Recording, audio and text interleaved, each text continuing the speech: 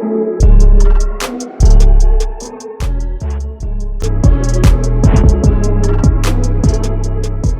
welcome to another edition of the Reconciliation Conversation. I'm excited for our episode today. We have on our guest today, Mika Edmondson and Scott Sauls. Quick bio for these two. Dr. Edmondson and his wife, Dr. Christina Edmondson, they actually have two daughters. They recently relocated from Grand Rapids, Michigan, where Mika served as founding pastor of New City Fellowship. He earned his doctorate at Calvin Theological Seminary, where he was actually the first African-American to receive a Ph.D. from Calvin. He also contributes as an Adjunct Professor. He earned his Master of Divinity degree from Vanderbilt Divinity School and a Bachelor of Science in Applied Physics at Hampton University. Our second guest, Scott Sauls, is married as well, has two children, and he's a pastor of Christ Presbyterian Nashville. He actually served with Tim Keller with Redeemer Presbyterian in New York City and started churches in Kansas City and St. Louis. He's the author of 5 books, including his latest, A Gentle Answer, Our Secret Weapon in an Age of Us Against Them. He's also a UNC Tar Heel fan. Me and Jason, we're going to not hold that against him. Go Duke for the sake of unity. Let's go Duke. Here in this conversation. Ladies and gentlemen, our two guests, Mika and Scott, how are you guys doing today? Doing great. Thank you so much for having us. No doubt. Mika, this is for you. In your own words, you've said, there are a host of scriptures that reveal God's gospel determination to unite a diversity of people in Christ for the sake of his glory and worship. Man, you're serving in a white environment. I too, as a pastor, served in predominantly white environments as well. As pastors, that can be a challenge. Help our listeners understand why the current protests, as well as this reconciliation conversation, is so crucial for the church here in America during this cultural moment. Okay, great. Wow. Big questions. Thank you for asking those questions. So you mentioned that there are a host of scriptures that do point us in the direction of coming together as a diverse people, and I would say on equitable grounds. One scripture in particular is we may think of God's promise to Abraham that in you shall all the families on the earth be blessed.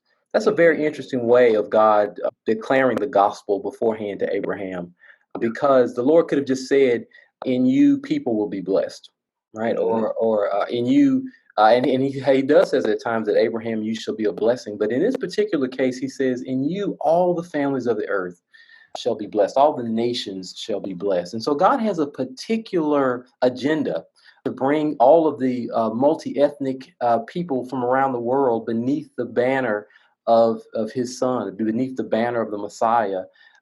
And throughout world history, what we see is we've seen many kings and rulers and kingdoms attempt to unite the world beneath their single banner. Pharaohs attempted to do it. Alexander the Great attempted to do it. Caesar attempted to do it. Even Hitler attempted to do it. None of them have been able to succeed. There's been one king that have been able to unite the people from every nation, tribe, and tongue beneath his one banner, and that's King Jesus. And it's to God's glory that that's done. And as he unites them in a way that no other kingdom unites the diverse people. Every kingdom in the history of humanity has had various forms of caste systems in which people are stratified based on any number of factors, race, class, and gender being predominant factors that upon which people have been stratified throughout history. But beneath the banner of King Jesus, actually, people come together as co-heirs, actually. They come together in an equitable way. They come together, and grace, in many ways, levels out the playing field and erases the sinful disparities that we see out in the world. And so really what these current protests are about is they are about equity in policing. They are about equity in access and dignity and worth and recognition of our full humanity in this nation, in this society. And so so as the church, we have it's very important that we recognize this particular moment and that we have been given unique resources to contribute to the conversation. I can talk on and on and on about those unique resources, but we have been given a gospel that actually reveals to us God's intention for humanity and our equitable relationships. We have a table that we come together around, the communion table, where there are no big I's and little U's, but actually people from every tribe and nation and tongue are invited to come together around the same table, co-heirs in Christ. And that is real important witness to the world about God's intention. That's good. That's good. A pastor's job is to equip the saints for the work of ministry, and ministry are these instances of justice or lack thereof. And so, yeah, if we can equip our people, if we can resource our people in order to step into those things, man, the difference it can make for the glory of God. I appreciate you sharing that, brother. That's so good. And so as a follow-up to that, this is for both of you. So Scott, feel free to jump in first if you want. Christ Pres recently brought you on, Micah, and Scott, I know this was a part of the vision you guys had. You wanted to see multiple expressions of the church loving the city, loving this metro area well, and so why? First of all, just two-part question: what excites you guys about serving together? And then secondly, why would you say that it would be healthier for churches to have people with various skin colors and backgrounds present as leaders, public display of leadership for the church? So what excites you? Why is that healthier? So what excites me most about working with Micah is not that he's black. What excites me the most about working with Micah is that he's a man of God who makes me want to be closer to Jesus when I'm with him. And he's humble, he's kind, he's extremely patient, extremely courageous, and it just makes me want to be a better follower of Christ. And so that's what excites me the most about working and serving together. And he makes our team better. Just by being in the room, he makes our team better and our church better. And so there's that. I'm also excited about redemption and expansion, not only of the kingdom in volume of people, but in the quality of community. And the quality of community is strengthened and enhanced under King Jesus, the more diverse it is. And this has been kind of a personal mission that the Lord placed on my heart since we got here. You know, we moved here from a global city. We lived within 2 blocks of the richest people in the world and the poorest people in the world. We lived 6 blocks south of one of the most internationally diverse universities in the world. We served in a more or less biracial church. I wouldn't call it necessarily a broadly multi-ethnic church, but Redeemer was roughly 48% white and 48% Korean, and then a smattering of other races and other Asian people of Asian descent. And so that was where I got my first taste of diversity. I was called there to lead a team, very diverse. We had Latinx team members, we had biracial team members, we had black team members, Italian, ethnically Italian, and white people. And I was completely clueless, and they ended up leading me, especially in these things. And it was in some ways just a very clunky learning experience where I had to be forgiven, over and over for my cluelessness and insensitivity. And that was a real school of learning not only humility and empathy, but also learning what the kingdom could be in a true multicultural expression of the kingdom, which is different than tokenism. I mean, tokenism is when you get representation without sharing of power. You get representation without equality, representation without a seat at the table that's equal. And we have Acts chapter 6. We have the scriptures that Mike has referred to. We have Paul's repeated urgent message to Jews and Gentiles to share life and community and culture together. We have Paul introducing so many of his letters with grace and peace to you. We don't know this in our, we typically aren't aware of this in our 21st century American context, but that's a Jewish and a Gentile salutation put together. Yes. Grace to you is Greek. Greek is grace to you. Jewish is peace to you. And Paul, in a subversive way, starts his letter that way, sort of as a prophetic statement of, get on board, buckle up, Jews and Gentiles, and so theologically, it's morally imperative to lean into and grow into these things. Missiologically, it's essential for the mission of Christ to flourish. Ecclesiastically, the church is only as healthy as there is both the climate and training and leadership and responsiveness to a call to empathy. I'd love for Micah at some point to talk about his theory that there currently seems to be a war against empathy and a war on empathy in a climate where empathy is so desperately needed. Yeah, desperately needed. And so, that's good. And we're better as individuals.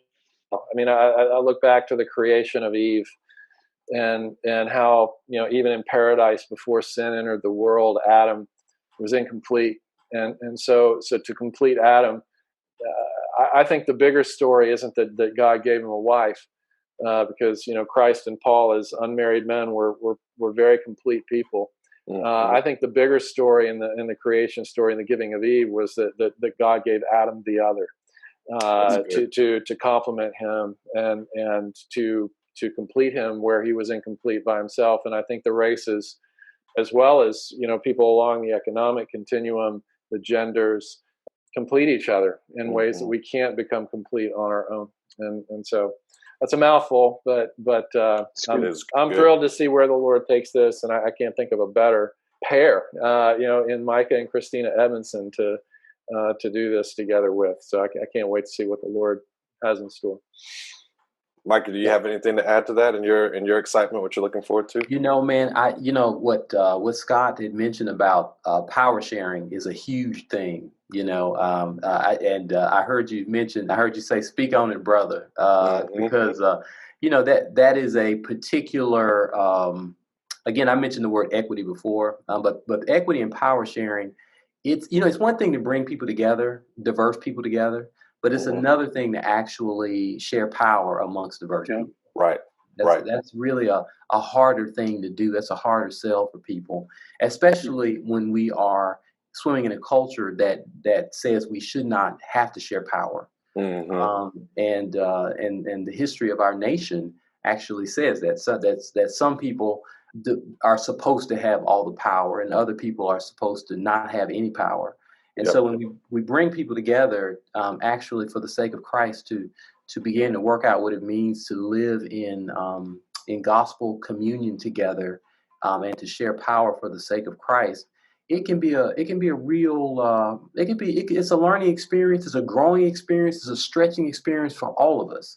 That's one of the things that really excites me about being out on staff here at CPC. Actually, the thing that really pulled me into being excited about CPC was that I saw a particular expression of representation at the communion table during a worship service.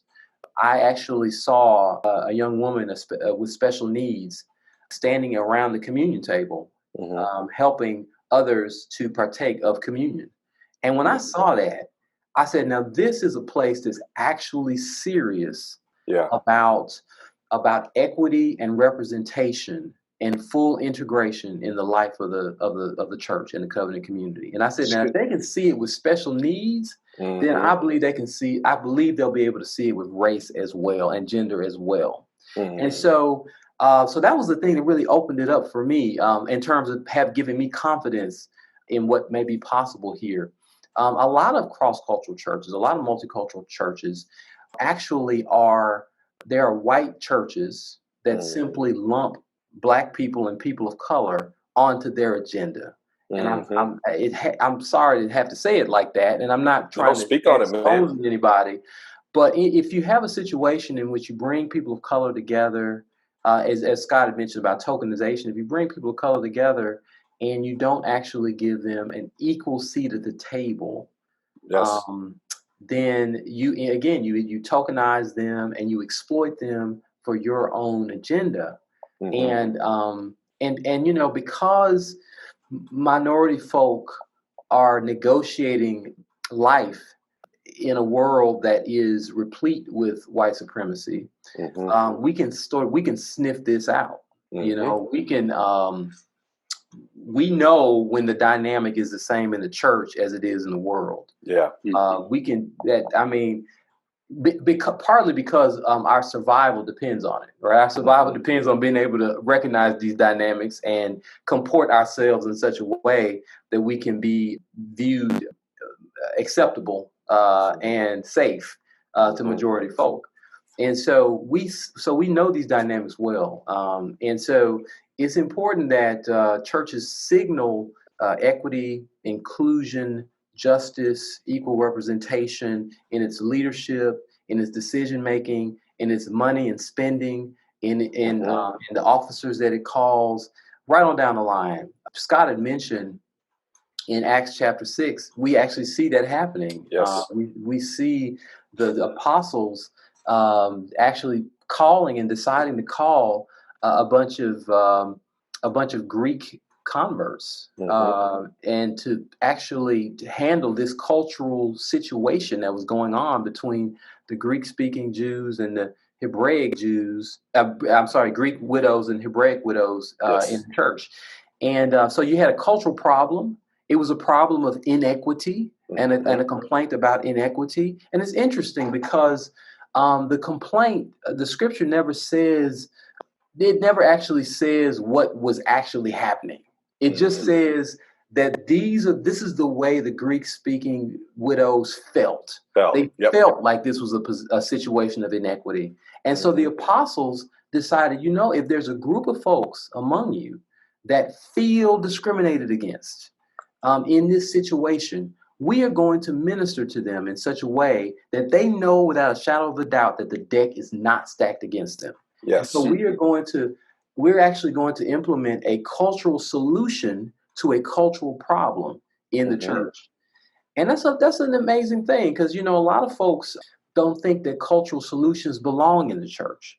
They think that this is just a world agenda. This is just a secular thing. And these are the values of the world, But we see very early on, again, equity and justice are kingdom values. And they're values that God's people have been very intentional about from the very beginning of the church. And so I know that was a lot, but those are some things that excite me about CPC because I believe that CPC is a community that is serious about digging into that, about pressing into that, and we're not called. So, with this kind of thing, we're not looking for perfect people, but we're looking for pressing people. We're looking for folks that are serious and folks that are humble in this and folks that just want to learn and follow Jesus wherever he leads around these things. Yeah. No, that's good. That's good. Something that I thought about when you were saying that, Micah, obviously both you guys mentioned Acts 6. What you see and what you're hearing a lot oftentimes in this conversation is, well, just preach the gospel. Just preach the gospel, right? And what you see in Acts 6 is not just a preach the gospel mentality. It's because of the gospel, we're responding to the issue at hand and seeking to care and resolve the people who God has given to them to shepherd. Can I respond to that just a little bit? I think that you're hitting on an important point now, actually, because I think that the part of the problem is that when people say just preach the gospel, what they mean is that we're supposed to talk about the doctrine of justification only. Right? That we aren't supposed to say anything about the redemption of Christ, which makes a claim over all of creation. Right. About how God had given the Son who gave his life to deliver us from this present evil age. That's Galatians chapter 1. And so deliverance from this present evil age means a whole lot more than just my own personal justification. It actually spills out onto all of creation, and it spills out into everything about my life, right? And it's interesting because I think that there are many Christians that recognize this when it comes to a host of other issues. So when it comes to sexuality issues, when it comes to religious liberties issues, when it comes to abortion, we recognize that the gospel makes a claim on our social lives. But when it comes to issues of race, suddenly we get stupid and we can't think. And how do we do this socially? And what I'm saying is that every one of us as Christians, we recognize that Jesus does make a claim on how we live in the world. There's been many, many years that America has cultivated a kind of theology that strategically avoids issues of racial justice. And there's historic reasons behind that. Yeah. But we have got to press into that because Jesus makes a claim over, as Abraham Kuyper used to say, every square inch, including this issue as well. I love that. Well, building off, because you just threw out Kuyper, and I feel like we gotta talk a little bit about some influencers. So Scott, he lists multiple leaders and thinkers, from Tim Keller, C.S. Lewis, Leslie Newbegin, Soong Chan Ra, N.T. Wright, a lot of names that has kind of influenced him, and a lot of different things that he's been doing. Micah, why don't you speak to some individuals who have influenced you in your thinking, especially in the context of this particular conversation? Oh, yeah, man. Well, I think we have to really expand our notion of theologian, right? And recognize that when we talk about equity, we are talking about who are voices of authority in shaping the church and in shaping our thinking. And if we can only quote white male theologians, then that's saying something. Right.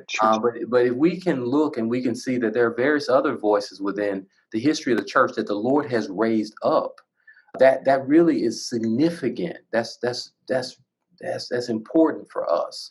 I mean, the fact that the Lord raises up a poor peasant, unmarried girl named Mary to be a theological voice in the early church, to actually be one of the most important theological voices that helped to shape in a human way the theological kind of shaping of his own son, right? Right. I mean, that's important, man. This is a minority. This is a poor minority woman that is the primary theologian. Because I mean, Joseph passes off the scene pretty quickly, and we see that the person is actually seems to understand what's going on more than anybody here is Mary, and she's the one that really, sort of quoting Hannah, actually really pours a lot of this whole idea of the kingdom and of the great reversal of the kingdom, and of those who have been on top actually finding themselves on the bottom, and those who have been on bottom finding themselves on top. All of those things resurface in the Sermon on the Mount. All those things resurface in the ministry of Christ because the Lord strategically uses this woman as a theological educator and as a teacher of his own son. That's big, man. It is. You talk about countercultural, man. I mean, that's the gospel that nobody wants to talk about, So we've got to find folks like that as our theological influencers. So some of mine are Mariah Stewart, who was the first woman of any race to make a political speech in the United States. There's an entire book of her prayers that has been published. Mariah Stewart was a Black woman that actually spoke up on behalf of the enslaved, and powerful voice. Phyllis Wheatley, Ida B. Wells, Fannie Lou Hamer.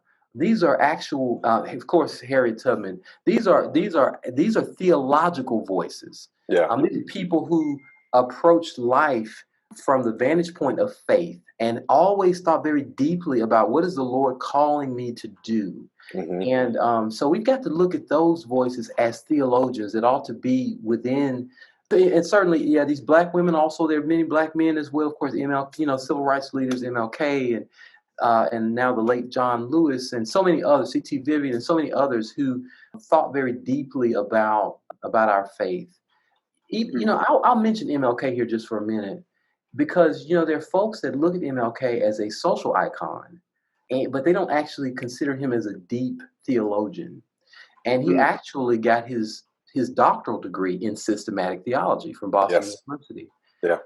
And so everything that he did was deeply theological and intentionally so, right? When he was sitting in a Birmingham jail cell in 1963, MLK actually requested some copies of systematic theologies. You know, Yeah. he was, you know, and so he was a deep theologian, and we got to treat him that way. The spirituals, deeply theological. I think they're one of our greatest Hands down. theological resources in America. Is Hands down. Negro spirituals. You know, so. Yep. No, that's good. I appreciate you sharing that, Michael. Thank you. Scott, you highlight that your Myers-Briggs and Enneagram, you highlighted on your Instagram profile. 4-wing 3 is your Enneagram. You've battled with depression and anxiety. You've written vulnerably and beautifully about it, and I appreciate that. I have told you before that I do as well. And so talk about how much self-awareness, Myers-Briggs, Enneagram, emotional and mental health, talk about how much self-awareness plays a part in this idea of reconciliation, in this idea of on earth as it is in heaven, and what that might mean. Because I think even that, back to what Micah was just saying, that even plays a part in who we might or might not listen to, right? Like I think self-awareness has a significant part in this. Well, so there is no self-awareness without other awareness. Without the cultivation of empathy, you remain blind in who knows how many ways. The best way to be self-aware is to get yourself in community. It's good. And especially to get yourself in community with people who have experienced the world, who've experienced the kingdom of God, who've experienced the church, who've experienced money, experienced power differently than you have. And sit at their feet, and open your ears and close your mouth. Be quick to listen, slow to speak. Self-awareness, and if I can just do a little commentary to maybe your freshly woke, enthusiastic white suburban listeners, keep your mouth shut. Truly, keep your mouth shut. Yeah. Until your activism has cost you something. Hey, you want to say that? You want to say that line again? I mean, you can replay it, but and I'm speaking from experience, not from a perch on this. That you don't want to look. If you've been part of majority culture, if you're always the last one to speak in a conversation, if you're always the one who gets the last word, you get to decide who sits at the table. Typically, in this conversation, it is critical. If you want I want to say it's a beautiful thing that more and more people are being awakened. Yeah, sure. To this critical conversation, and sadly, the church is so late to the party. When we could have been so way ahead of this decades, centuries ago. Yeah, and yet here we are. So it's a good thing that there is an awakening. But what has concerned me is especially younger Caucasian activist-minded people who are carrying the Black Lives Matter flag on their social media, and then you scroll through the social media and you can't find a single Black person represented in the social media, or Black voice, or Black anything. And they're dropping the hammer on their parents, and they're dropping the hammer on whoever they want to drop the hammer on. Humility is key. This is, to me, you say, how self-awareness, that to me screams lack of self-awareness. Yeah. It is not your voice that needs to be heard right now. It is you that needs to bring others to listen to voices of color in a humble way, and then follow those voices. That's why I'm so excited about Micah's leadership, your leadership now, Derrick, in our city.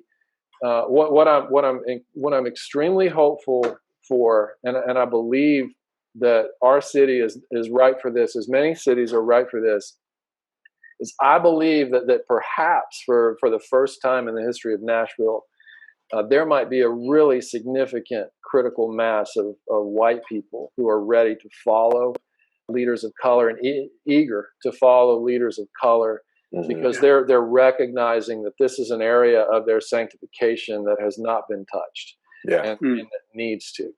And needs to be, and maybe the protests and other things have awakened that, and the emphasis on cross-cultural churches, the rising emphasis on cross-cultural churches within evangelicalism, etc., is awakening that.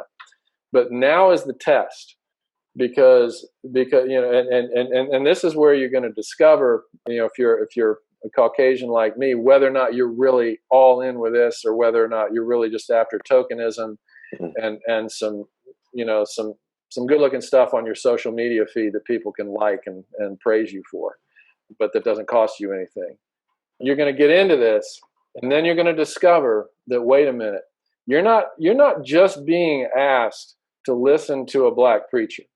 You're being asked to submit your whiteness to a community, and by whiteness I mean the white way of doing things, the white way of assuming, that you have rights and privileges and entitlements that have just been the air that you've breathed all your life.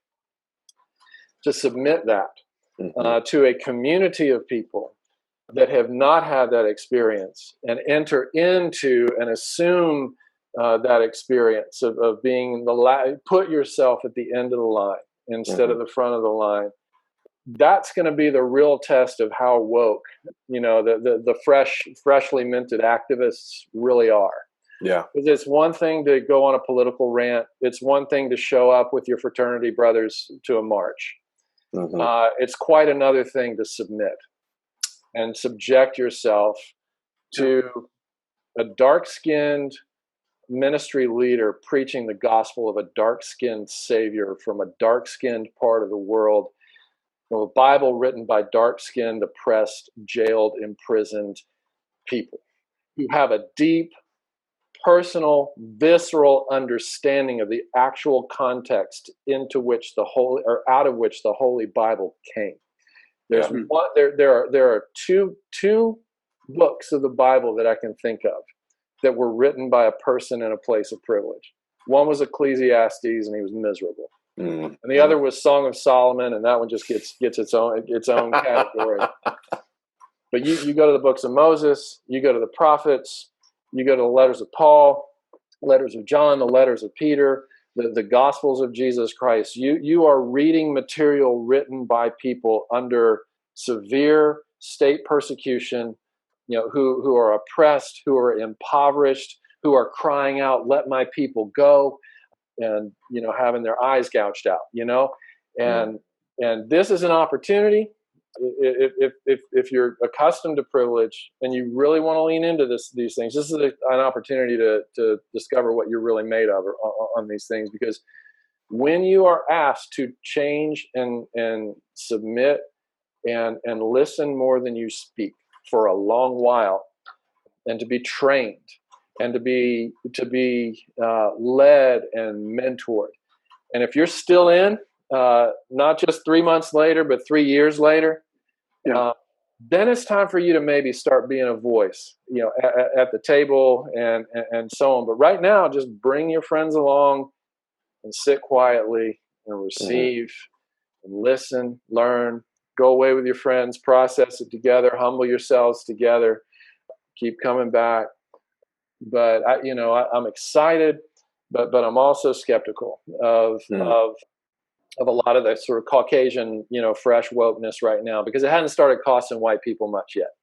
Yeah. It starts to cost, like when you lose, the purse strings from your parents, when you get criticized for being, too political by people who are too political, just on the other side, when you start, being labeled a Marxist or a critical race theorist by people who don't even know what critical race theory is, and by people who don't even know what a Marxist is.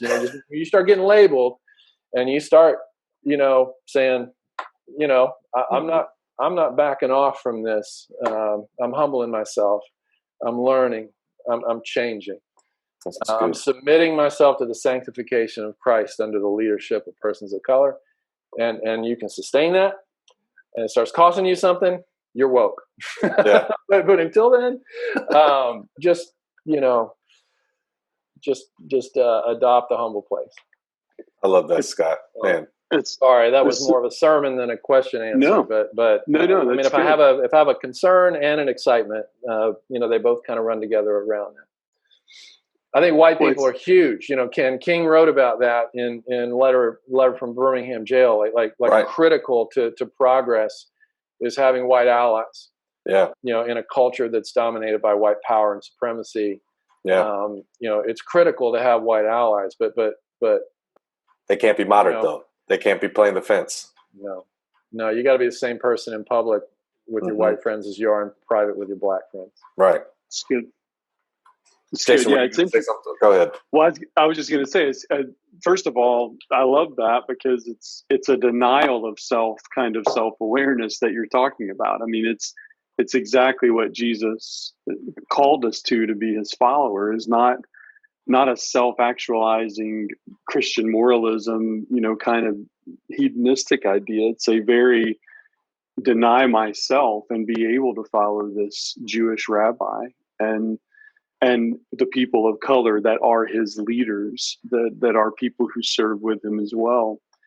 And it's interesting, isn't it? As you were talking, I wasn't thinking about what I was going to say, but right as you were finishing, it dawned on me, I've never thought about this before, that Nicodemus may be one of the best examples of what you just said.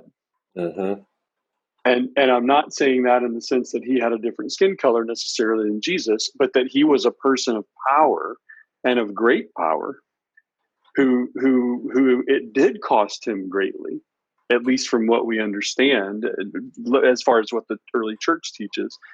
It did cost him significantly that he would be willing. And here's the most quoted chapter of the Bible, right, by all of white evangelicalism, John 3. And yet it contains the story of an individual that actually shows us a model of what it might look like to submit to this. And you're right, man. I mean, that idea of a denial of self-awareness, not self-actualization. But that's back to theology, Micah, isn't it? That it's us dropping the I've got to live for God and be good for God ideology and submitting to a theology that's more of a with God life. And I mean, it's a different mindset.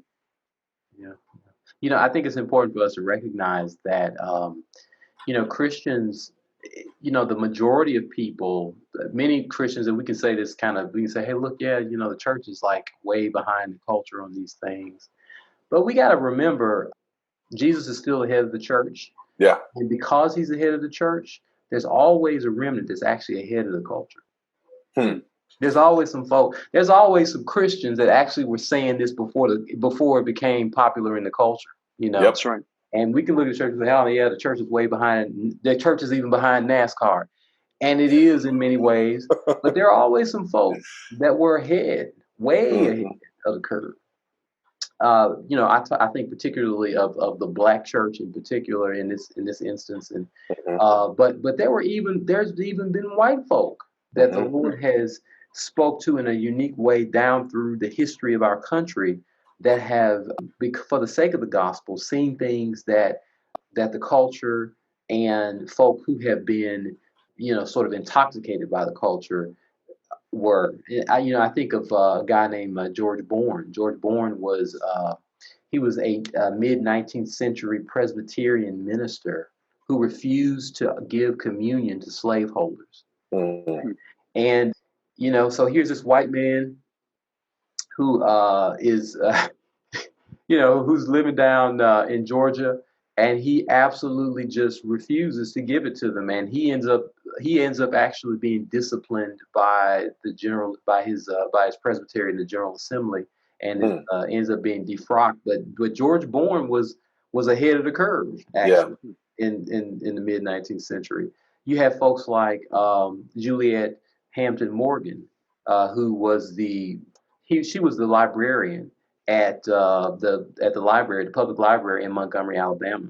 And in 1948, this is 7 years before the Montgomery bus boycott, Juliet Hampton Morgan started attending an interracial prayer meeting for women in the city.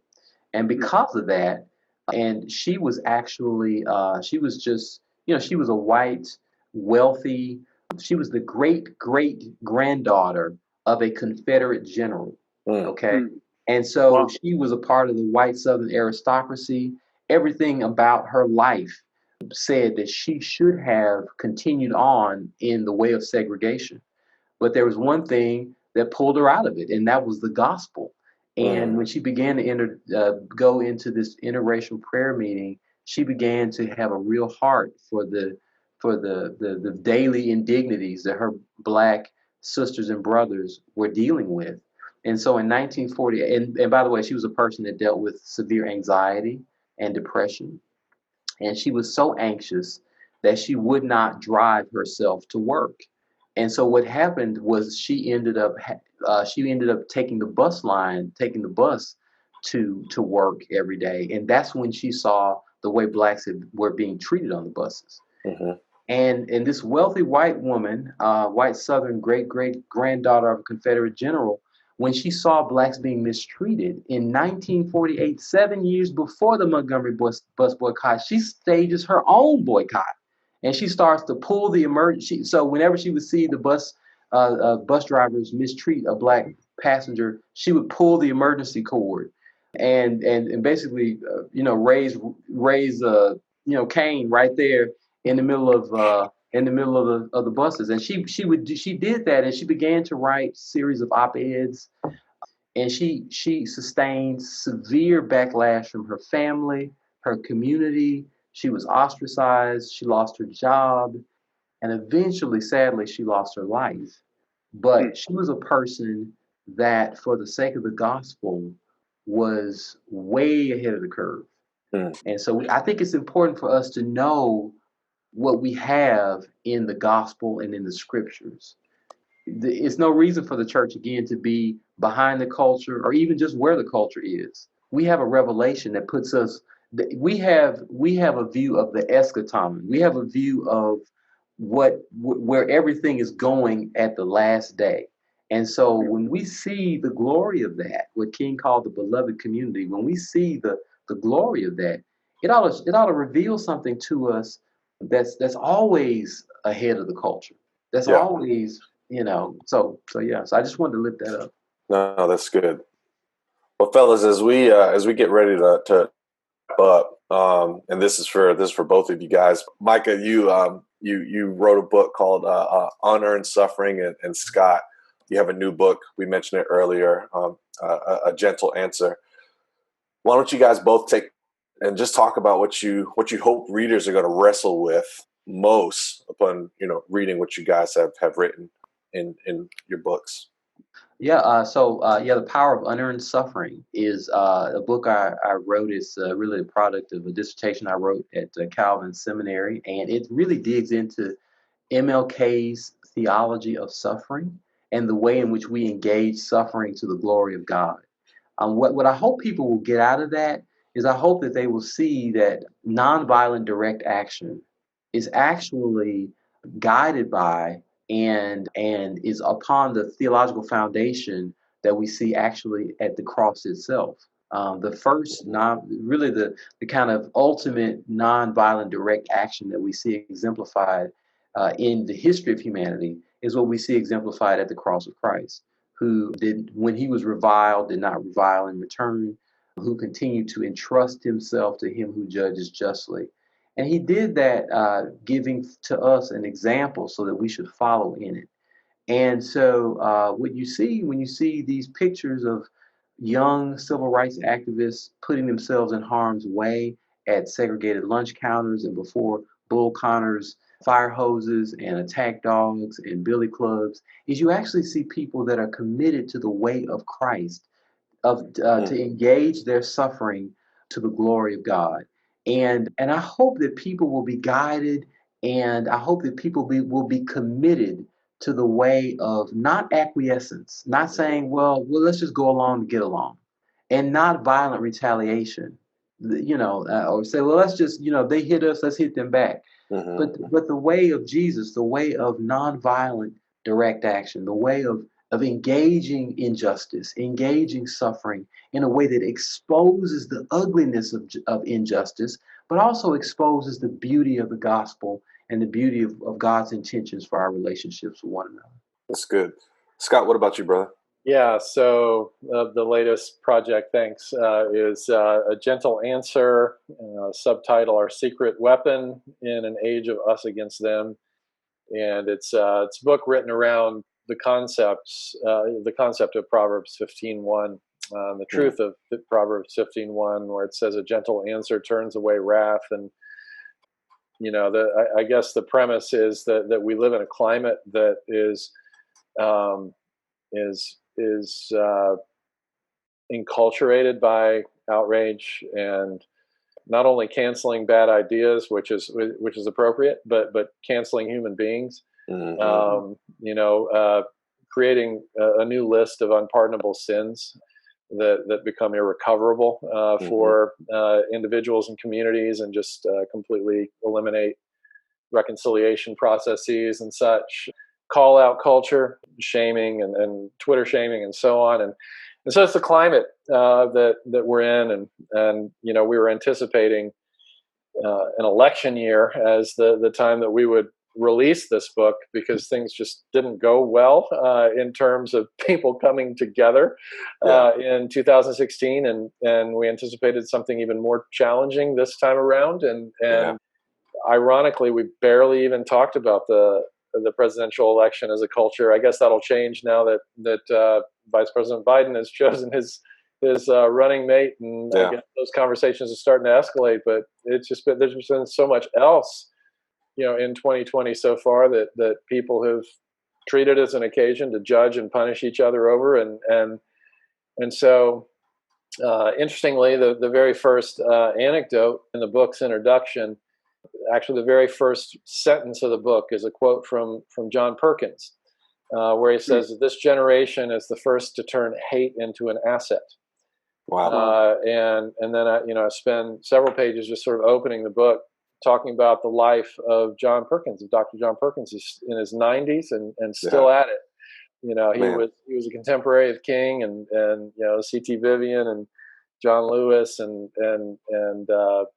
you know, Rosa Parks and all the others. Like he was part of that, and got physically, you know, assaulted for his race, and you know, it's just been through a lot. And he's, you know, assumed throughout the duration of his prophetic ministry the things that Micah was just talking about of a resistance and of a protest that is truly filled with peace, full of peace, peaceful. He's after justice, and he's after forgiveness. he's after repair, and he's after reconciliation. You know, his whole, you know, drive is the relational component that leads to just action in ways that coerced political justice will not always lead to relationships, you know, healed relationships. And he's still just a wonderful leader in that regard. And so the book's teed up with John Perkins, and then, you know, sort of off to the races on how to cultivate, you know, from using the resources of the gospel, how to cultivate a heart of gentleness so that we're prepared and equipped for, you know, to be life-giving contributors to, you know, these conversations and initiatives. Yeah. Well, gentlemen, we greatly appreciate your time. This has been edifying for me. I'll speak for Jason too. I know it has been for him. We appreciate you, brothers, and the work that you guys are embarking on here in Nashville. And my hope and prayer is that as other churches are peering in and seeing what you guys are doing, that, man, you guys can be the front runners, forerunners for so many others to follow suit. So thank you guys for leading the way, and thank you again for joining us. So I know for you guys, you're on social media.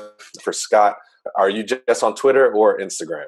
I'm on both, and my tag on both is @Scott Sauls, and also Facebook, and I've got a website, scottsauls.com. Just in case Micah forgets to say it, he's launching Koinonia Church in Nashville, Tennessee, the Sunday after the presidential election in November. So I don't know exactly what the date is on that, but November 8th. Yeah, November for your 8th. Listeners who don't already have a church home that they're part of and committed to, and are interested in a cross-cultural work under amazing leadership. I wanted to put that plug out there in case Micah did. Thank you, brother. So good. That's good. Well, we appreciate you making that plug, because I definitely was, because like I said, I'm going to be following Micah and the work that he's doing here in the city. Like I said, we're following your footsteps here, brother. So we appreciate it. And for you, Micah, your social media as well, at Micah_Edmondson. Is that Twitter and Instagram, or just one? Yeah, that's Twitter and Instagram. Although I'm more active on Twitter than Instagram, I'm sort of finding my Instagram way. But it's a journey too, brother. Yeah, it is a journey. Yeah, and I'm certainly on Facebook as well. But yeah, with Twitter, certainly Twitter and Instagram and Facebook. Yeah. No, that's good. That's good. Well, we appreciate you guys again. And for those who are listening in, thank you again for joining us on the Reconciliation Conversation. You can join us next time as we continue the conversation. Thank you very much.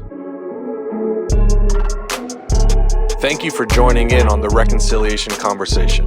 Remember, you can connect with us on Facebook, Instagram, and Twitter at The Recon Combo. You can also stay connected with us through our website, reconciliationconversation.com, or feel free to subscribe to our YouTube channel under No More Night Media. We look forward to continuing the conversation with you next time.